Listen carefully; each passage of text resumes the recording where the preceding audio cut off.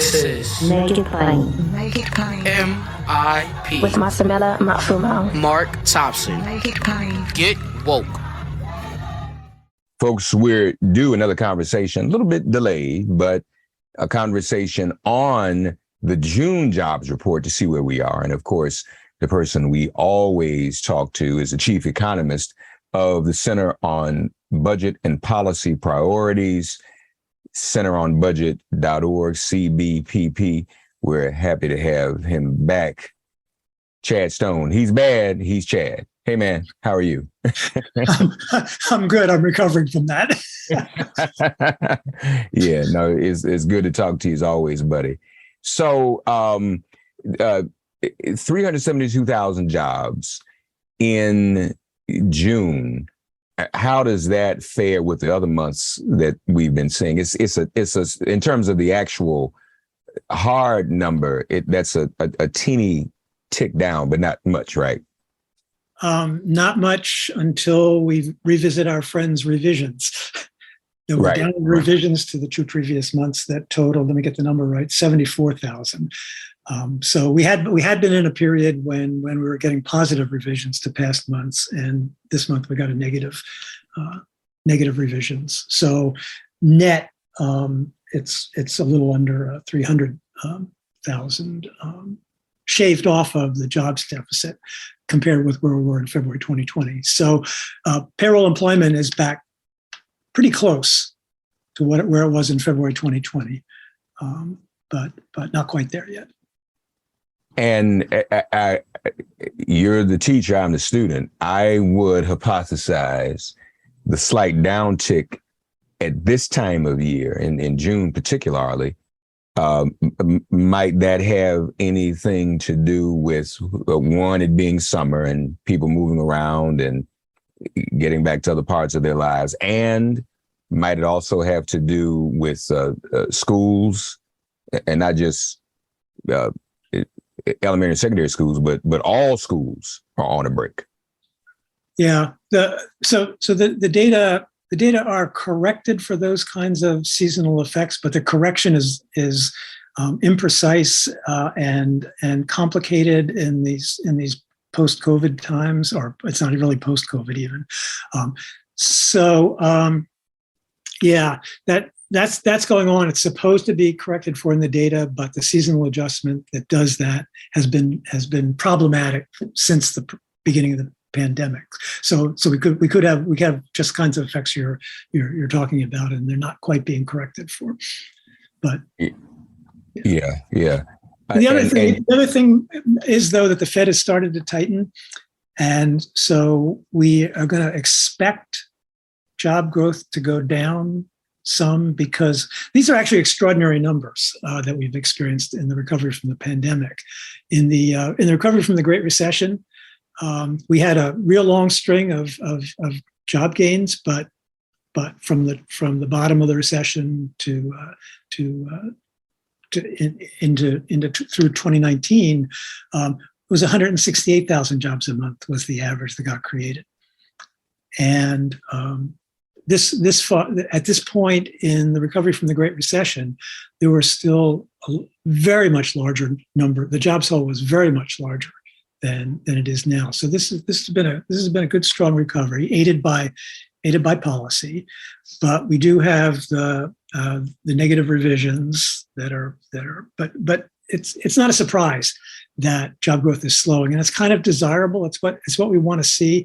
It's not like it's going negative. It's that, and in fact, to keep the unemployment rate constant, you only need 50,000 jobs a month, because to keep up with population growth, to keep the unemployment rate constant. So these are still strong numbers. I think you in your tweet, and always folks follow Chad's tweet threads. They're epic and they're great. Chad CBPP on Twitter. You tweeted that with the April and May revisions, payroll employment is now just 524,000 jobs below February 2020, the pre-pandemic level. So that's getting us back to where things were. And I know you also tweeted the labor force participation rate currently, I believe, is just one percentage point less than it was today. 1 percentage point less today than it was in February 2020. Yeah. So the labor force participation rate comes from the survey of households, where we get the unemployment rate as well, and it asks people, are you working or actively looking for work? To be classified as unemployed, you have to have looked in the past 4 weeks. And so the labor force is the sum of the number of people with a job and the number of people actively looking for a job. And the participation rate is as a share of the relevant population. You can have it for different size populations. So the main economic statistics on Jobs Day on the household side come from a survey of people 16 years and older. But I shouldn't say but, the people in their prime working years, ages 25 to 54, that's where you want to look to see what's really happening with respect to employment improvements and labor force participation improvements, in fact. So the 16 and over labor force participation rate, it's the population 16 and over. That means that includes my contemporaries who are retired already from the baby boom generation, and the baby boom generation is moving into the retirement years and increasing the weight of people not working because they don't want to be working in the participation rate. And so if you focus on the 25 to 54-year-olds, you get a better view of what's happening to people who are in their prime working years. And that's pretty close to where it was just before the recession. But things slipped a little bit in June on the household side. It was the labor force fell, and that's a bit of a weakish sign. So as we're going to be seeing in the next few months, there's going to be lots of complications in the data. Some good news, some not so good news, because we're trying to adjust to inflation, and we're trying to adjust to the fact that we're very close to full employment. Some people think we're beyond full employment, which raises some issues that we'll probably talk about later when we talk about racial differences. Well, let's touch on that because there is the disparity we always talk about, but even the disparity is getting back. If there's any silver lining in that, what you've tweeted is that it's getting back to the pre-pandemic levels itself, correct? Yeah, I mean the Black unemployment rate fell below 6% again, which it's done once or twice lately, but then because there's noise in the data, it can jump up again. But it's near a historic low, but of course. It's still, the white rate is, I forget, 3.2, 3.4, right, something in that range. And so there's that 2-to-1 disparity. And if the unemployment rate, if the overall unemployment rate is going to go up as a consequence of trying to slow labor force growth so as not so that we don't overheat the economy so much that the Fed has to just really precipitate a major recession, or they don't have to, but they're in danger of doing that. But if we can sort of gradually slow down the labor force growth, that will help with inflation. But it means that the unemployment rate for everybody is going to go up a little bit, and that means that the Black and Latino unemployment rates are going to go up, and still be twice the white rate, and that's a longstanding problem that can't be solved by macroeconomic policies. That's a structural problem that needs to be addressed through all of the barriers that exist and the historical discrimination and everything that's caused this disparity. So, teacher, I might need you to rewind and slow that down for us a little Yeah, bit. sorry. Help us understand why the Fed's involvement would make unemployment go up. Okay, so the Fed inflation is higher than anybody wants. It's too high. In the 12 months ending in June, it was 9.1% in the CPI. That's way too high. And the Federal Reserve is tightening monetary policy by raising its target for by raising interest rates. And the Goldilocks scenario, not too hot, not too cold, would be one in which the unemployment rate does edge up a little bit, but not much, so that inflation eases and is on its way down. And the thing that the Fed feels worried about the most, and they should worry about, even though it's not a problem right now, is a much higher rate of inflation getting embedded in people's expectations, so that when businesses say, oh, well, inflation is going to be 6% going forward, I'm going to raise my price to 6%. And workers are going to say, inflation is going to be 6%, so I'm going to make wage demands that take that into account.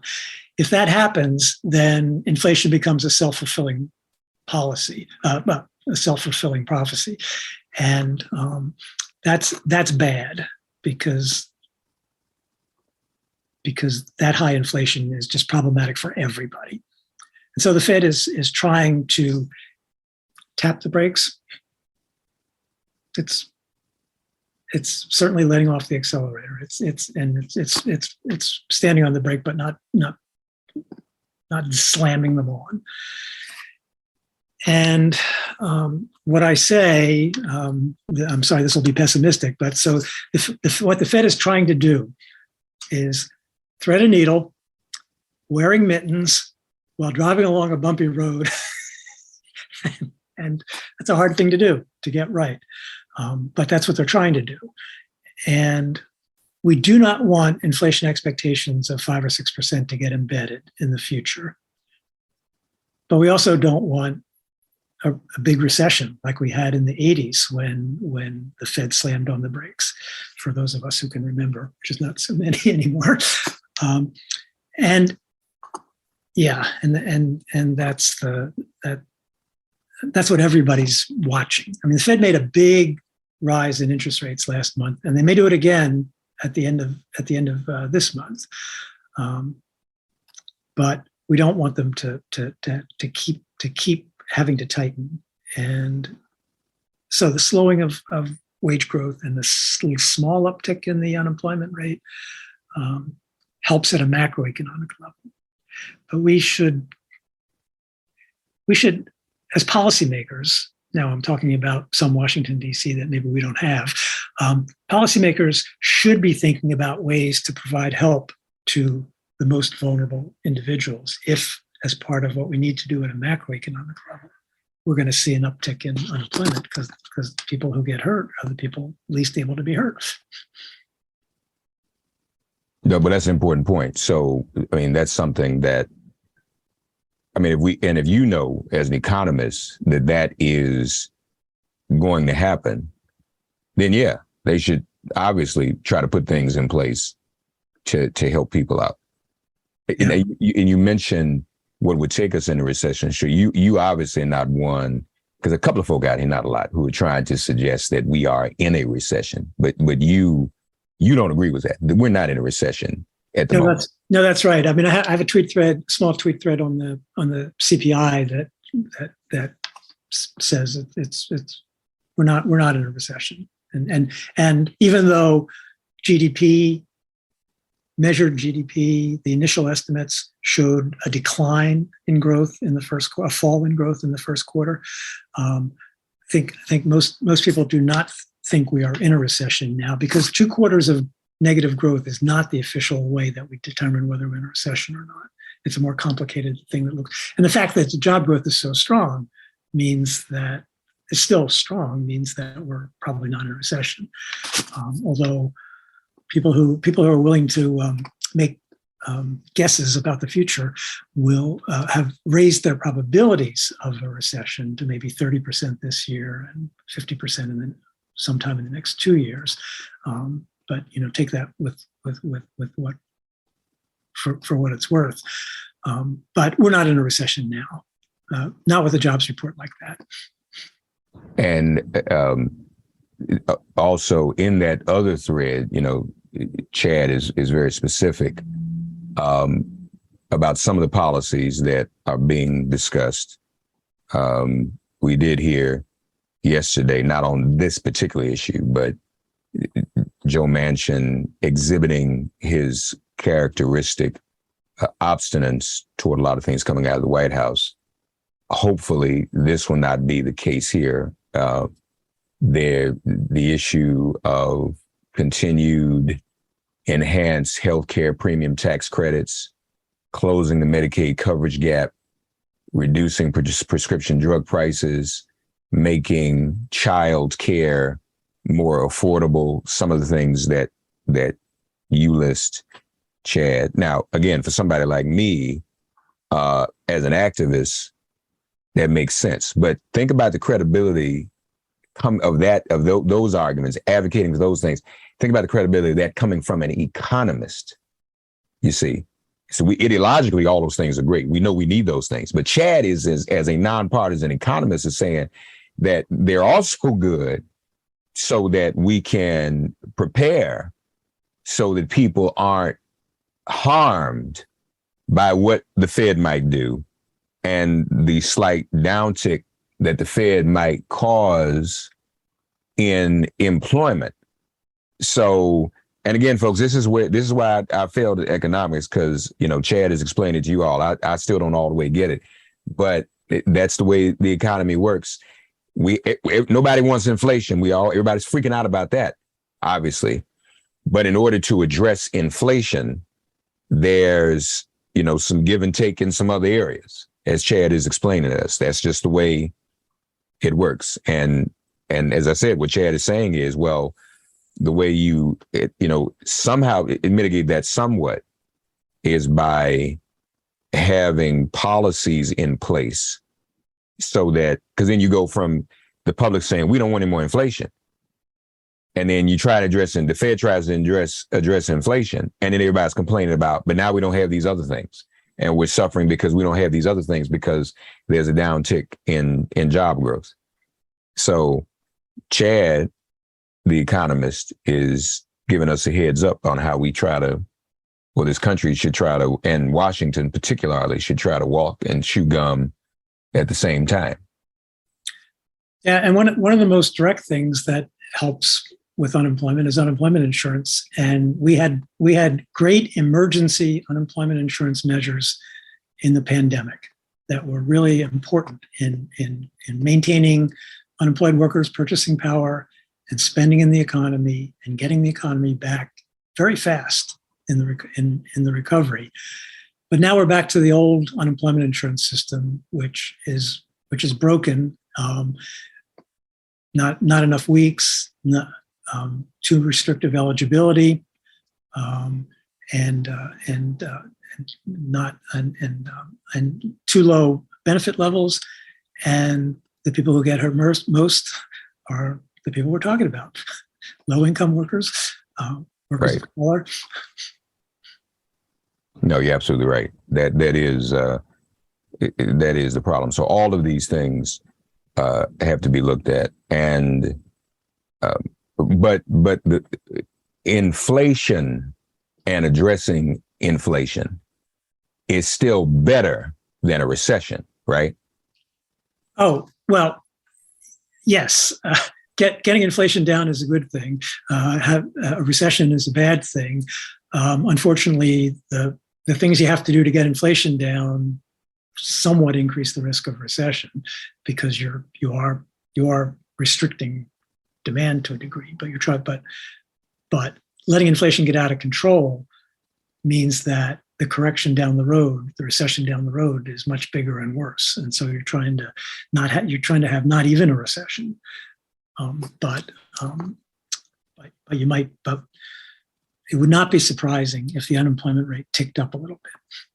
Yeah. Well, and the reason I asked the question that way, Chad, because I think when the soundbite news media covers inflation, it's just bad. We just have inflation. And as we've talked about ad nauseum, and I've talked with other guests about, and everybody agrees that it's a mixed bag. It's an embarrassment of riches, no pun intended.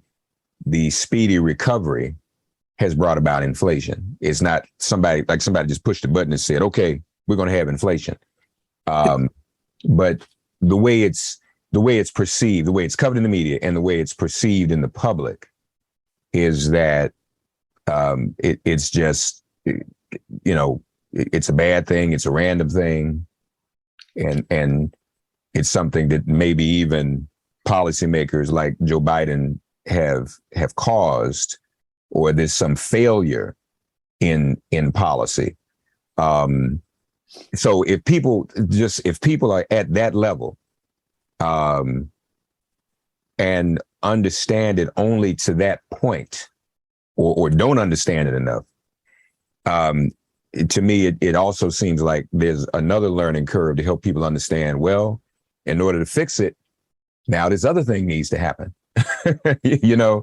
and that's unfortunate because most people don't understand economics and the way it works and the way the economy works. So that's why I asked the question that way, almost kind of like, don't ask, what's those saying? Don't ask for what you want because you just might get it. Right. Right. So I would add one other important factor to that discussion. Yes, the rapid recovery meant that the economy got back closer to full employment, and then it was bumping up against so that strong demand was bumping up against supply constraints, and the Russian invasion. I mean, energy prices are a huge contributor to inflation, to the inflation measure. They accounted for a lot of the inflation in June, and in fact, because of the way the statistics are gathered and put together, the fact that gasoline prices and energy prices in general have come down fairly substantially in the last week or so of June and this month is not reflected in the inflation measure. But the problem is that the war in Ukraine has really disrupted world energy and food to a degree. And that's something that's not the fault of policymakers, and it's not the fault of strong demand from the recovery either. And I'm glad you mentioned that too, because the other thing I think people need to understand, and other countries in the world get more coverage of news in America than the reciprocal. In America, our news cycle doesn't really cover what's going on in other parts of the world, unless it's Ukraine or when the president goes abroad like he is now. But as Chad alluded to, every country is going through this right now. So this is not just, a Jimmy Carter sequel, as some would like to describe it. This is, as Chad said, a worldwide phenomenon. And so people should keep that in mind, though. But good thing. And COVID's not over. Yes, I ain't want to get into that. That's a whole, yeah, it really isn't, folks. And I know, optimistically we want to think it is. And I think I'll be honest, I like to pretend it's over. I do. I like to not think about it anymore. But once again, that's why we have Chad. He's the economist. So we have to think about all the factors he's sharing with us, you all. That's why we have Chad here. He's just explaining a number. You won't get this because, we have more time, obviously. If on television, you got 2 or 3 minute segments. And I get that too. But as Chad has just broken down to us, it's more complicated. And that's why those of you who listen to Chad on Make It Plain and read his tweet threads are more enlightened than the average bear. Okay, so we appreciate that. Enjoy all your favorite sports like never before at BetMGM. Sign up using code Hawkeye and receive up to $1,500 back in bonus bets if you don't win your first bet. When you register with BetMGM, you'll get instant access to a variety of parlay selection features, live betting options, player props, and the best daily promotions in the business. And with BetMGM at your fingertips, every play and every game matters more than ever. Place your money line, prop, and parlay bets with the king of sportsbooks today. BetMGM and GameSense remind you to play responsibly and offer resources to help you make appropriate choices. BetMGM.com for T's and C's. 21 plus to wager. Iowa only. New customer offer. All promotions are subject to qualification and eligibility requirements. Rewards issued as non-withdrawable bonus bets. Bonus bets expire 7 days from issuance. Please gamble responsibly. Gambling problem? Call 1-800-BETS-OFF. The tweet thread, folks, go and read Chad CBPP. That's for Center on Budget and Policy Priorities. Chad CBPP on Twitter, and keep up with what he is walking us through. And of course, we'll talk to him first of the month again when the July jobs report comes out. Chad, as always, thank you, sir. My pleasure. All right. He's bad. He's Chad, y'all. Thanks for getting woke and listening to Make It Plain. As always, perform an act of kindness on behalf of an elder or young person. Write a letter to a sister or brother who just so happens to find her or himself incarcerated. Offer libations to the ancestors upon whose sturdy shoulders we all now stand. And above all, give thanks to the God of your understanding by whatever name you call her and him. All God asks of us is that we give each other love. Thanks for giving MIP love. And please remember to subscribe and give us a 5-star rating. If all hearts and minds are clear, it has been made plain.